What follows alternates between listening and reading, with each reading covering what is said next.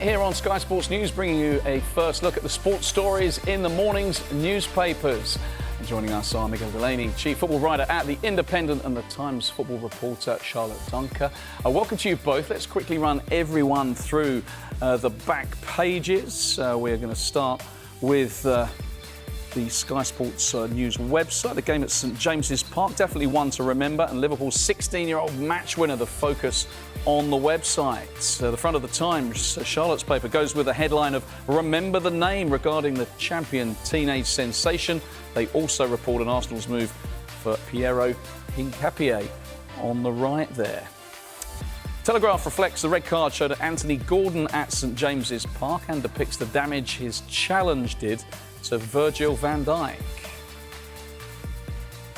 And away from football, the Telegraph focuses on Tommy Fleetwood's first win on the PGA Tour after 164 starts. They call him a model of grace and patience in a sporting world that doesn't usually celebrate those virtues. But we are going to start with the Monday Night Football on the front of the Times. Remember the name, Miguel Delaney. Rio Ngumoha. It's bizarre, isn't it? All the money, all the transfer sagas that we've talked about, and up pops this lad 3 days short of his 17th birthday, signed, I think, from Chelsea last year. It would have been one of those inconspicuous signings, and he pops up to win a game amidst all the stars. Yeah, one of the persistent glories of football after a young player. There's always a young player to come through. Not many as special as this are talked about in the way he has. And that can also kind of just, because it wasn't just, of course, about the quality of the finish, brilliant as it was, but the timing, the context. And I suppose, I mean, even the way he's wrapped that up, we're talking about a game of the season already, aren't we? Because it's not just, it's the storylines that went into it, the way the goal scorers, right down to Ikatike, reflected the storylines. And then for all that to come together, and first of all, a comeback, the intensity of it all, the way Newcastle are pushing, and then the kind of the vintage storyline of, well, not just a teenager, but a mere 16-year-old scoring the match winner. And what a goal it was to win it as well. I mean, we can get into bigger questions about, you know, how Newcastle left so many players there, the kind of emotional intensity of the game, but the dummy, the finish, yeah, an incredible occasion, I have to say, incredible night of football. Yeah, I mean, it's just striking us here, Charlotte, that, you know, we've already done a bit tonight on Max Dowman, and there's these youngsters that are just coming through. They seem to get younger and younger. Certainly, as some of us get older and older, it's quite frightening. But a brilliant kind of storyline out of what was a chaotic game, as we kind of expected, given the tensions beforehand. It was a crazy Monday Night Football. Yeah, it was crazy. And I think, like you say, it was sort of expected. There was that needle from the beginning, wasn't there? The co-owner had tweeted, which I think he then deleted, "Get into them." And I think the Newcastle players sort of took that a bit too literal. I think if you look at Anthony Gordon's red card, it was rash. It was ridiculous, wasn't it? What was he thinking? He obviously just wanted to win the ball, pressing so high against Van Dijk, and they had no choice but to send him off. And unfortunately for Newcastle, that looked like it was going to change the game. Liverpool obviously went 2-0 up, and what a fight back it was from Newcastle. They showed that heart that maybe was what got them in trouble in the first place. They didn't seem to use the brains. Well, definitely Anthony Gordon didn't. They were flying, and there were so many fouls in the first 45 minutes, so many yellow cards. Just seemed inevitable someone was going to get shown a red. But what a crazy game, and what a picture that is. He just looked absolutely delighted, didn't he? I think sometimes it's so hard to... Football can sometimes seem a bit sterile, but the emotion from him that he showed, and like you said, 16 years old, just shy of his 17th birthday, and you speak to people at Liverpool, and he was one of the standouts of the pre-season tour. Slot's already been speaking him up. When Luis Diaz was sold, they said, oh, it doesn't matter that much because we've got this young talent coming through in Rio Ngumoha. He's definitely going to be one of the options. And you think, yeah, okay, he's 16 years old. I'm sure you can't really rely on this guy. And then he comes off the bench on his Premier League debut and scores with a finish like that. The composure, everything about it was absolutely unbelievable. And what a frantic finish to, a crazy, crazy game.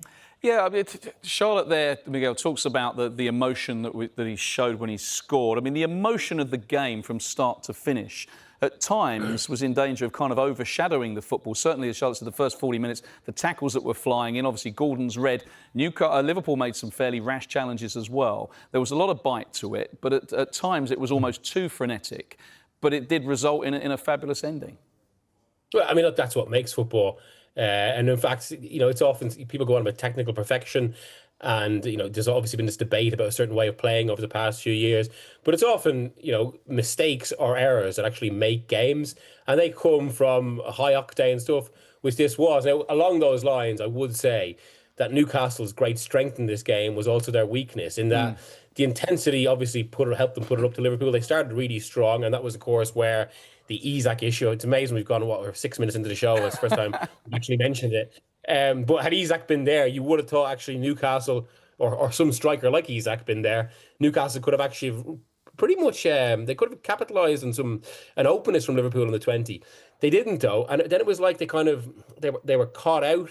I don't want to say ran out of steam because they did recover it, but then and obviously that intensity, it was the source of, I would say, the red card. People could ask about whether it contributed maybe to some of the kind of physical issues they suffered, and obviously led to a brilliant comeback.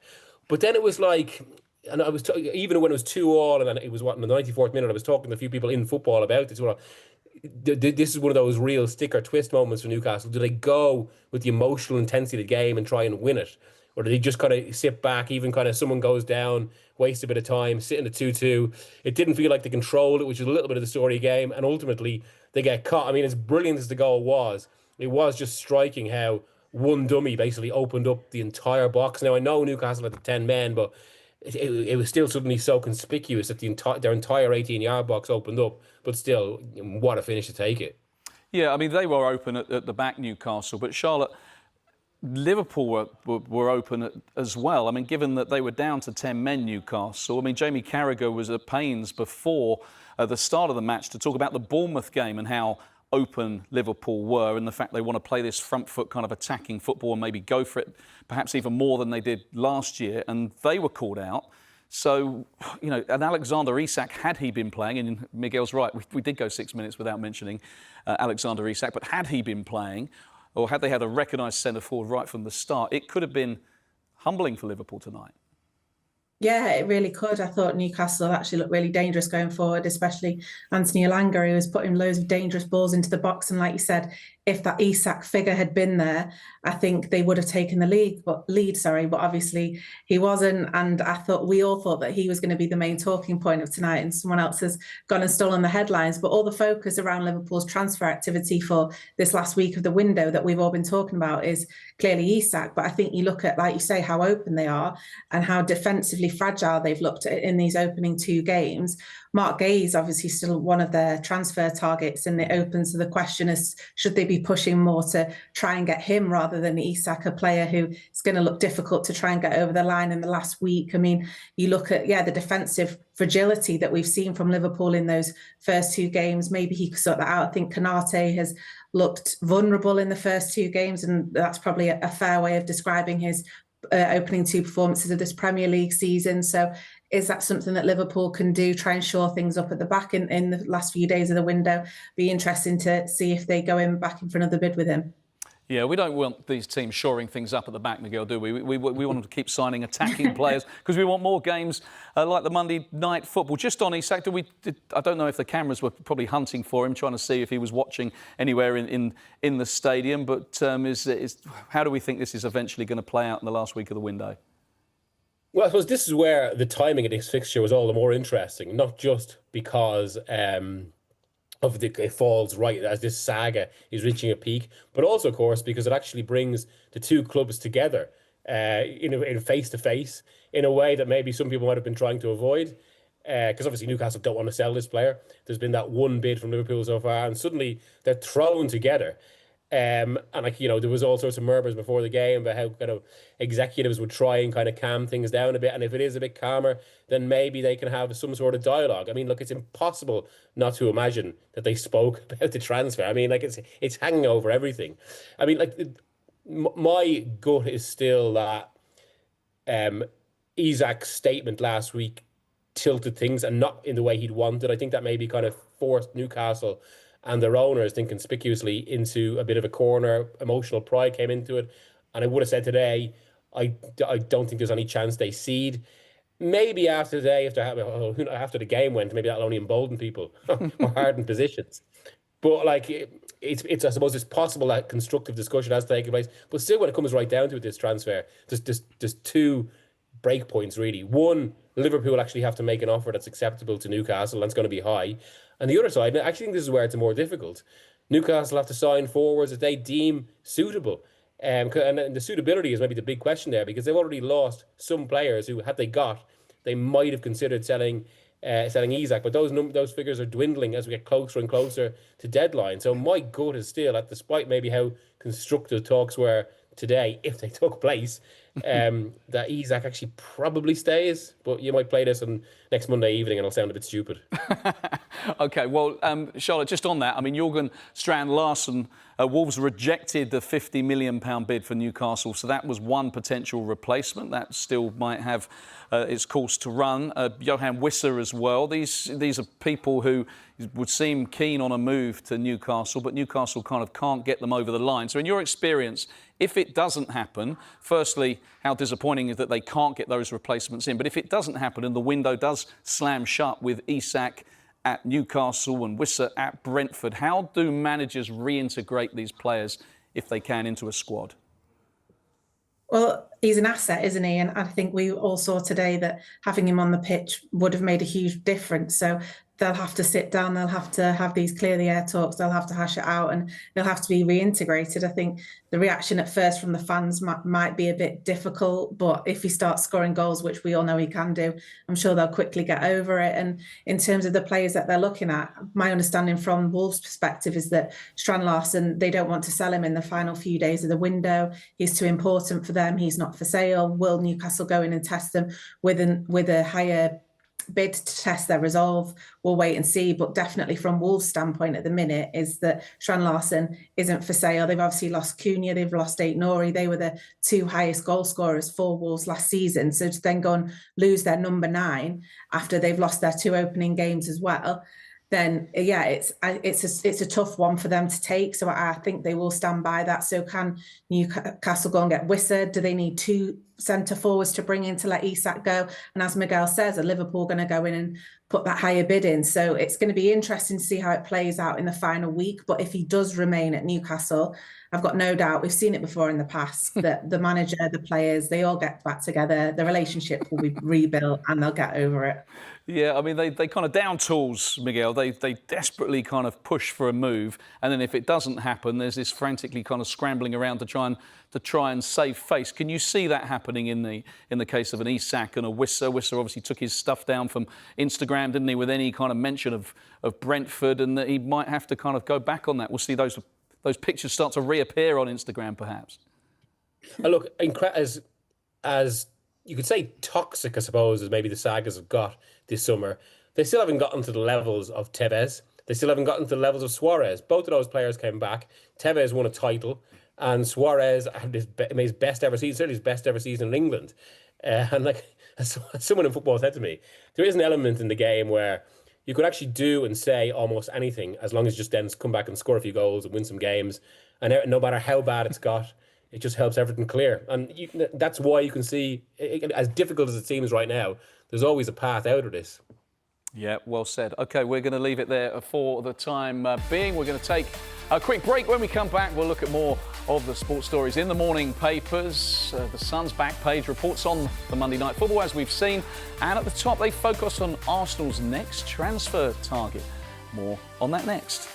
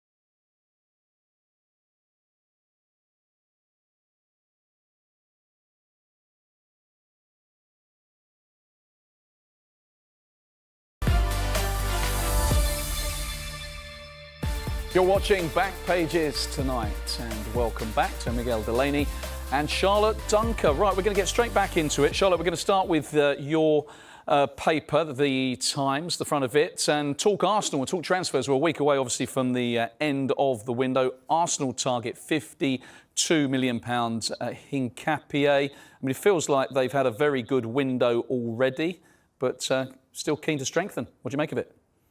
Yeah, it's been a very busy window for them, hasn't it? They spent, I think it's 200 million on new signings. This is, he's got a £52 million release clause, and Arteta's obviously looking to add strength in depth as well, isn't he? But with all this money that's being spent also comes with, I think we spoke about it last Sunday on the show, it comes with pressure because they're trying to just get those final pieces of the jigsaw together to get over the line to go from second to being champions. And when you spend this much money in one window, like Arsenal have done, and they're showing no signs of stopping with a week to go until the window closes, there will be that expectation that bringing these new faces in, bringing this extra strength in depth, bringing some extra talent in should be the difference to get them over the line and push them closer to the title this season. Obviously, they play Liverpool on Sunday. It'll be interesting to see where these two teams fare against each other so early on in the season, But yeah, it looks like another new signing might be coming through the door at Arsenal of what's been a really busy summer window.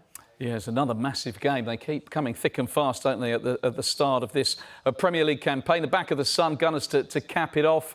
Miguel, I mean, Charlotte's point on pressure is a very valid one. There's also an argument is that you can have too many players. I mean, we've seen that teams in the past do particularly well with small squads from time to time, and I know they're going to fight on all fronts, there's Champions League and everything else, but there are teams who are really stockpiling players here. Yeah, well, look, Pep Guardiola, who Arteta worked under for years, his preference is always a small squad. Arteta has actually preferred a smaller squad over the past few years, and he's really used kind of a core 14 or 15. Now, he finally felt the cost of that last year when suddenly 2 or 3 players get injured in clusters and Arsenal left short. And it does feel like a lot of their business this summer, obviously some of it is a response to what they've missed before, like a striker, but it also feels like they're really prioritising depth. And I think that's all the more important in a campaign now where the Champions League is basically a parallel league campaign. It goes right through the season into January and all that. That's where they could see the benefit. But also there is a kind of almost a psychological difficulty of kind of keeping a squad whole. And I mean, I was speaking to people around the Arsenal training ground the last week, and it's talking about how, like, you know, some of the players using different parts of the pitches or training because there's so many players. It's close to the old joke about the Chelsea dressing room. And there's another element that's surprising about it, I suppose, as well, because even before the Eze signing, it had been kind of floating around that Arsenal preferred to sell before signing Eze. So if we're to bring in another defender now, without yet selling someone, unless in the situation where this is going to be a deal that's done late in the window as they try and move out players before then, I think it creates a little bit of pressure as well, not just in terms of actually winning now, given how stacked the squad is, but pressure in the market, because like clubs know you're coming, I suppose. And I actually think a big theme of the last week of the market is going to be, say, clubs like Fulham, clubs like West Ham, who still want to do a lot of business. And I think they're looking at potentially dropped prices for a lot of the players that, say, the wealthier clubs suddenly want to get rid of. And there are a few of them, with Arsenal now being the club with the most need. OK, we are going to move on to, the mirror, the back of the mirror. We're going to talk Max Dowman. We talked Rio Ngumoha, Charlotte, didn't we? And Max Dowman has really been pulling up trees, and another young player who's impressing. Wayne Rooney says Team Max is living the dream. Yeah, what a debut it was for him. Obviously, we've just spoken about Ngumoha and 2 teenagers taking the headlines on just the second weekend of the Premier League season. And if anyone knows what it's like to be a teenage sensation breaking into the Premier League, it's Wayne Rooney. So I'm sure he's got some lessons for him and also the people around him, because it's just about keeping him grounded. But when you've got people like Theo Walcott, I think, has already compared him to Lionel Messi. So, I mean, that's one way to get the hype up for a 15-year-old, isn't it? And hope that his ego doesn't get out of control or anything like that. So, yeah, I mean, it was a brilliant cameo from him, wasn't he? wasn't it, winning that penalty. And he's another one, like we said about Rio Ngumoha, impressed on Liverpool's pre-season tour. Anyone you spoke to that watched Arsenal on pre-season, it was all about Max Dowman and how impressive he was. And I think Rooney tells a story on that podcast about how his son Kai came up against him and how difficult he was to play against and how impressive he was. So he's impressing everyone in all circles at football. And as we saw his cameo off the bench, he's definitely not fazed about playing in the Premier League. So yeah, another teenager who should be exciting to watch. Yeah, Wayne Rooney's been speaking to the media today, it would appear, because he's also the back of the Sun. And this is Rooney's warning to Ruben Amorim, basically saying, Miguel, no excuses now. You know, he's made some signings. He's got in the likes of Cunha and Mbeumo. It's time to start delivering. Yeah, and yet still, I'm not necessarily sure I go that far, because it's like what was so alarming actually about that Fulham performance. And even though it's a 1-1 away draw, it was just the nature of the display. They're really lacking in midfield, and it does. I mean, I've actually written today in the Independent and in the newsletter we do that it maybe caused them to go back in for Belieber, because like they struggle to win the ball and then they struggle to keep it. And I think ideally Amorim would want an athletic player who can carry the ball to the pitch and also a deep-lying playmaker. And like I think United would in the far future want that maybe to be Belieber and Wharton. But right now it's created a need for someone like Belieber. But of course Brighton, they're not a club who, I mean, no one's not for sale at Brighton. They just have a price they have to hit. They don't tell you what that price is. And it's up to United whether they go in that strong. But then, of course, if they do that, we are talking about huge expenditure. Now, it could be argued that Amorim is, and I think it's a fair argument, that Amorim has taken over a club that is at the end of, a decade of recruitment without kind of shape, without direction. And they have to make these changes. But equally, I mean, like I remember hearing a story last year that Liverpool really liked Amorim, but they realised that to bring him in, they basically have to spend 500 million to reshape the squad for what he wanted. And that's pretty much what United are doing. So while I wouldn't go as far as Rooney, maybe, he's sort of right putting to the level of expenditure and getting a lot of what he wants. OK, Charlotte, we're talking midfielders at Manchester United. I know you've done a bit on this regarding Kobbie Mainoo. We've talked Dowman tonight, we talked Ngumoha. Kobbie Mainoo was very much the kind of young player coming through at Manchester United. What's happened to him and where do you stand on this? Well, it's interesting because obviously what Miguel says in terms of what Manchester United need at the minute in midfield, Kobbie Mainoo can definitely offer some of that. And when they were searching for a winner against Fulham, he was again an unused substitute like he was against Arsenal. So it's clear that Amorim really doesn't see him fitting in at the minute in those two midfield positions. He wants someone more defensive, which obviously started with Casemiro and then Agate, and then it's been Bruno Fernandes who's been the more attack-minded midfielder he's playing. And Amorim said in his post-match press conference yesterday that basically Kobbie Mainoo is behind Bruno Fernandes in the pecking order. Well, if you look at how many games that Bruno Fernandes hasn't played for Manchester United in the Premier League since he joined the club, you're talking 10.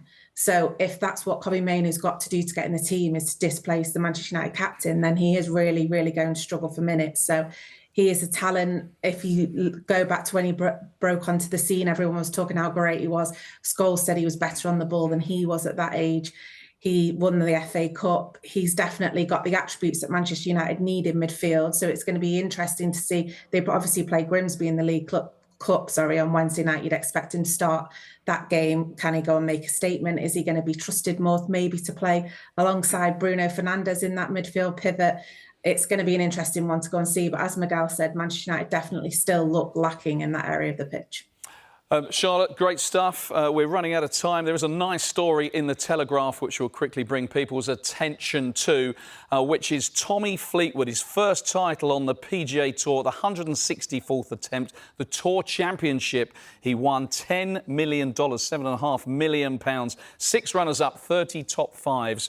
A real monkey off his back, one of the nicest guys. It says Fleetwood's dignity, a lesson for Bradley. That's Keegan Bradley, the US Ryder Cup captain, in how to celebrate after he went over the top perhaps a bit earlier in this season. Thanks to Charlotte. Thanks to Miguel. And if you've missed any of the show, there's another chance to see Back Pages tonight at hour. And the show is also available as a podcast. Just download Back Pages on Apple, Spotify, or wherever you get your podcasts.